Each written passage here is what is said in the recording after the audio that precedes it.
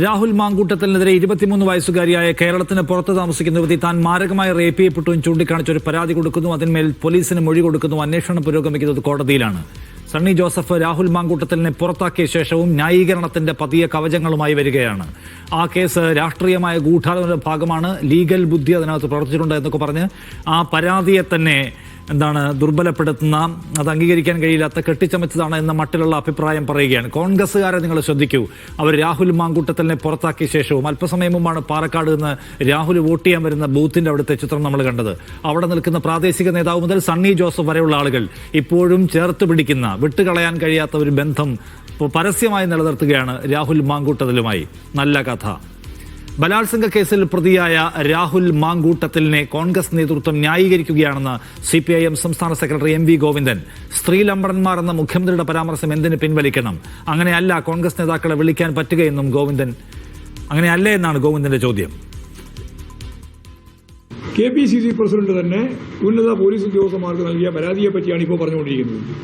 ഇത് നേരത്തെ UDF convener പറഞ്ഞ വേറൊരു ടൈപ്പ്. ഈ ഗൗരവതരമായ പ്രശ്നങ്ങൾ, കുറ്റവാളികൾക്ക് പൂർണ്ണമായി പിന്തുണ നൽകിക്കൊണ്ടിരിക്കുന്ന ഈ ടീമിനെ ഒപ്പം നിർത്തി മുമ്പോട്ടേക്ക് കൊണ്ടുപോകാൻ വേണ്ടിയിട്ടുള്ള ഫലപ്രദമായ ഒരു ഇടപെടലാണ് ഇപ്പോഴും സണ്ണി ഉൾപ്പെടെയുള്ളത് നടത്തിയത്. അല്ല, കോൺഗ്രസിന്റെ നേതാക്കന്മാരെ അവരെ രീതിയിലല്ലേ പറയാൻ പറ്റുള്ളൂ. അവരെടുത്തുകൊണ്ടിരിക്കുന്ന നിലപാടുകളെ അടിസ്ഥാനപ്പെടുത്തിയില്ലേ പറയാൻ പറ്റൂ. ആ നിലപാടാണ് മുഖ്യമന്ത്രി പറഞ്ഞത്. പിന്നെ ഇത് പിൻവലിക്കാതിരിക്കുന്നു. വിജിൻ വായന്തോടെ കൂടുതൽ വിവരങ്ങളുമായി തിരുവനന്തപുരത്ത് ചേരുന്നു. വിജിൻ, ഈ തെരഞ്ഞെടുപ്പിന്റെ പോളിംഗ് ദിവസം ഈ രാഹുൽ മാങ്കൂട്ടത്തിൽ വിഷയം സജീവ ചർച്ചയാക്കുക എന്നത് CPIM-ഉം LDF-ഉം തീരുമാനിച്ചുറപ്പിച്ച മട്ടാണല്ലോ. അവർ അതിനെക്കുറിച്ച് മാത്രം സംസാരിക്കുന്നു, കടന്ന വാക്കുകൾ ഉപയോഗിക്കുന്നു, പരമാവധി കോൺഗ്രസിനെ പ്രകോപിപ്പിക്കാൻ ശ്രമിക്കുന്നു ഒരു വശത്ത്.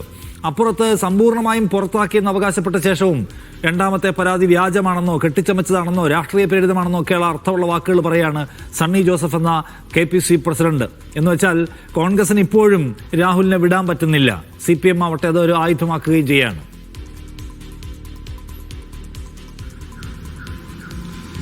നിഷാദ്, ഇക്കാര്യത്തിൽ അതായത് രാഹുൽ മാങ്കൂട്ടത്തിലെ പാർട്ടിയിൽ നിന്ന് പുറത്താക്കിയ ശേഷം ആദ്യഘട്ടത്തിലൊക്കെ തദ്ദേശ തെരഞ്ഞെടുപ്പിലെ പ്രധാന പ്രചാരണ വിഷയം അത് രാഹുൽ മാങ്കൂട്ടത്തിലേക്ക് മാത്രം കേന്ദ്രീകരിക്കുന്ന സാഹചര്യം ഉണ്ടായി. അത് ഒഴിവാക്കാനാണ് ഒരു പാർട്ടിയിൽ നിന്ന് പുറത്താക്കലും അതിനുശേഷം വീണ്ടും സ്വർണ്ണക്കള്ളി ഉൾപ്പെടെയുള്ള വിഷയങ്ങൾ ഉയർത്തിക്കൊണ്ടുവരാനുള്ള നീക്കം UDF-ന്റെ ഒക്കെ ഭാഗത്ത് നടന്നത്. പക്ഷേ അത് പൂർണ്ണമായും തള്ളിക്കൊണ്ടാണ് CPM ഈ രണ്ടാം ഘട്ട തെരഞ്ഞെടുപ്പ് വേളയിലും വലിയ തരത്തിലുള്ള ചർച്ച രാഹുൽ മാങ്കൂട്ടത്തിലേക്ക് തന്നെ കേന്ദ്രീകരിക്കാൻ ഉള്ള നീക്കം നടത്തിയത്.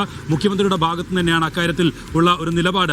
ഇത് തന്നെയാണ് ഈ തെരഞ്ഞെടുപ്പിലെ വിഷയം എന്ന് ആവർത്തിച്ചുകൊണ്ട് മുഖ്യമന്ത്രി കോൺഗ്രസിലെ സ്ത്രീ ലംബടന്മാരെ കൊണ്ട് എന്ത് ചെയ്യാൻ എന്നുള്ള ചോദ്യം ചോദിച്ചത്. അവരെ അത്തരത്തിൽ ഒരു വാക്ക് ഉപയോഗിച്ചാണ് മുഖ്യമന്ത്രി കോൺഗ്രസുകാരെ വിശേഷിപ്പിച്ചത്.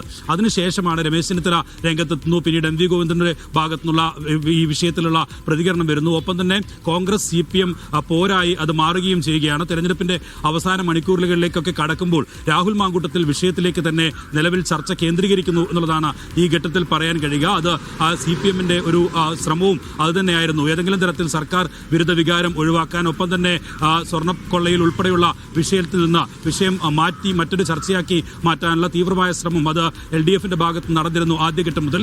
അതിന്റെ ഏറ്റവും അവസാനം എത്തുമ്പോഴും അതേ നിലയിലുള്ള ഒരു നിലപാട് തന്നെയാണ് നിലവിൽ മുഖ്യമന്ത്രിയും CPM നേതാക്കളും സ്വീകരിച്ചത്. ഇതിൽ മറുപടി പറഞ്ഞ് കുഴങ്ങുകയാണ് സത്യത്തിൽ കോൺഗ്രസ് എന്ന് പറയുന്നത്. അതാണ് നേരത്തെ KPCC അധ്യക്ഷന്റെ ഭാഗത്തുനിന്നുള്ള പരാമർശം. രാഹുൽ മാങ്കൂട്ടത്തിനെതിരായ രണ്ടാമത്തെ പരാതി അത് രാഷ്ട്രീയ ഗൂഢാലോചനയാണ് എന്നാണ് പറയുന്നത്. KPCC അധ്യക്ഷൻ തന്നെ നൽകിയ പരാതിയിലാണ് പെൺകുട്ടിയുടെ മൊഴി രേഖപ്പെടുത്തുകയും അതിനുശേഷമുള്ള നടപടികളുമൊക്കെയായി പോലീസ് മുന്നോട്ട് പോവുകയും ചെയ്യുന്നത്. ആ ഘട്ടത്തിലാണ് വീണ്ടും രാഹുലിനെ ന്യായീകരിച്ചുകൊണ്ട് കോൺഗ്രസ് നേതാക്കൾ രംഗത്തെത്തുന്നതും എടുത്തു കാണേണ്ടതാണ്. രാഹുലിനെ പൂർണ്ണമായും കൈയൊഴിയാൻ തയ്യാറല്ല എന്നുള്ള ഒരു നിലപാട് അത് കോൺഗ്രസ് നേതൃത്വം തന്നെ ഇപ്പോൾ സ്വീകരിക്കുന്നുവെന്ന് വേണം മനസ്സിലാക്കാൻ. ഇത്രയും വലിയൊരു കേസ് ഉണ്ടാകുന്നു, അതുമായി ബന്ധപ്പെട്ട നിയമ നടപടികൾ ഒക്കെ ഉണ്ടാകുന്നു. രാഹുൽ മാങ്കൂട്ടത്തിൽ മുൻകൂർ ജാമ്യാപേക്ഷ ലഭിക്കുന്നതുവരെയും ഇതുവരെയും ഒളിവിൽ തന്നെ തുടരുകയും ചെയ്യുന്നു. അങ്ങനെയുള്ള ഘട്ടത്തിൽ നിയമപരമായി നേരിടുന്നതിന് പകരം ഒളിച്ചു കളിക്കുന്ന ഒരു MLA, ആ MLA വീണ്ടും കോൺഗ്രസ് ന്യായീകരിക്കുന്നത് എന്തിനെ എന്നുള്ള ചോദ്യം തന്നെയാണ് നിലവിൽ CPM ഉയർത്തുന്നത് എന്നുള്ളതാണ് എടുത്തു കാണേണ്ടത്. അത് ഈ തെരഞ്ഞെടുപ്പ് നടക്കുന്ന മണിക്കൂറുകളിൽ തന്നെയാണ് എന്നുള്ളതും എടുത്തു കാണേണ്ടതാണ്. എന്തായാലും കോൺഗ്രസിന് രാഷ്ട്രീയമായി ഇക്കാര്യത്തിൽ തങ്ങൾ ഈ രാഹുൽ മാങ്കൂട്ടത്തിനെ പുറത്താക്കി എന്നുള്ള രാഷ്ട്രീയ മറുപടി നൽകി.